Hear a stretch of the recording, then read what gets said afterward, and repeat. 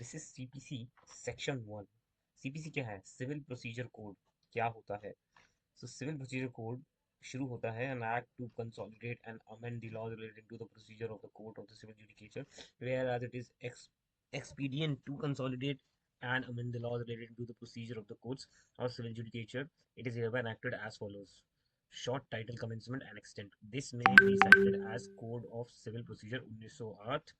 It shall came into force on the first day of 909.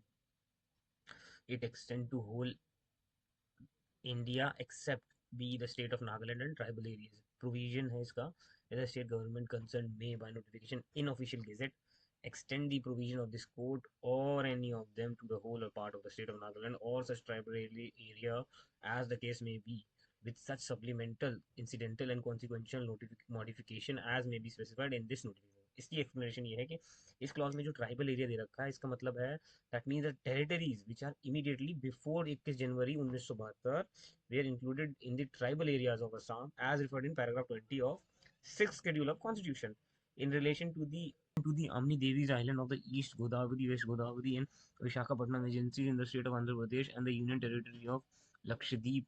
The application of this code shall be without prejudice to the application of the rule and regulation of the time being forced in such islands, agencies और union territories as case may be relating to application of the code. अब हम ये read क्यों कर रहे हैं? इसको read करना इसलिए जरूरी है ताकि हम समझ पाए वर्डिंग्स को। करता हूँ कि क्या है सीपीसी। जो है ये कॉम्प्रिहेंसिव स्टैट्यूट है जो कि इंडियन गवर्नमेंट ने बनाया है, जो कि क्या बताता है, ये अमेंड करता है laws related to procedure of civil courts. Civil courts में एडमिनिस्ट्रेटिवली जस्टिस कैसे दी जाएगी, ये सिविल प्रोसीजर कोड उसको बताता है। ये आया था 1909 1 जनवरी को। ये अप्लाई होता है पूरे इंडिया में, कुछ एक्सेप्शन को छोड़ के, जो कि मॉडिफाई भी हो सकते हैं स्पेसिफिक रीजन्स में। इस एक्ट को कहा जाता है code of civil procedure, CPC 1908।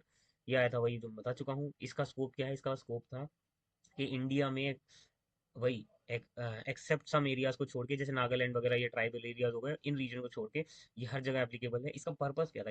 इसका पर्पस था कि ये एक यूनिफॉर्म सेट करे, एक प्रोसीजरल रूल्स बनाए कोर्ट्स के सिविल जुडिकेशन को कैसे डिस्प्यूट्स को सॉल्व करना है। Regional provision the application code of new modification except. इसका एग्जांपल देता हूँ मैं आपको। फॉर एग्जांपल ए और बी है, ठीक है। इनका डिस्प्यूट होता है किसी पीस ऑफ लैंड के लिए, और वो जो जमीन है वो दिल्ली में है।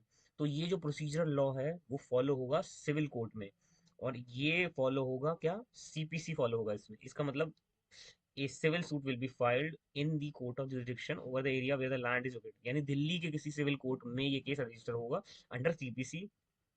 ये कोर्ट स्पेसिफाई करता है कि कैसे वो, अब जो केस हम फाइल करेंगे वो केस फाइल होगा, कैसे प्लीडिंग्स होंगी, कैसे एविडेंस बनेगा, कैसे उसको प्रेजेंट किया जाएगा, कैसे कोर्ट उसको पास में उस कोर्ट उस पर डिग्री पास करेगा। करता है लोकल और एक्सेप्शनल। ये apply if any amendment or local exceptions applies, for example एक scheduled districts में, तो it will followed accordingly।